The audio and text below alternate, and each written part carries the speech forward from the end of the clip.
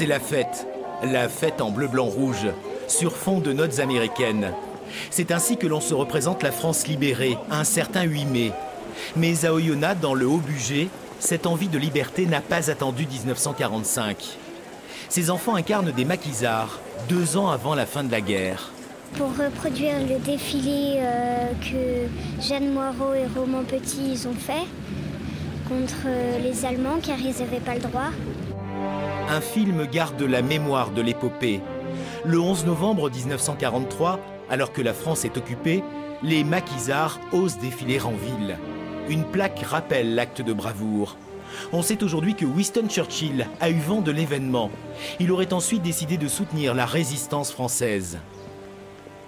De Gaulle se battait un peu en Angleterre pour faire reconnaître le maquis, mais Winston Churchill disait que ça servait à rien, qu'ils n'avaient aucune importance, aucun poids. À partir de ce moment-là, il n'y a qu'à regarder les parachutages. Ils ont démarré à partir de ce moment-là, avec des armes, du matériel, etc., sur le plateau des Glières et ailleurs, bien sûr.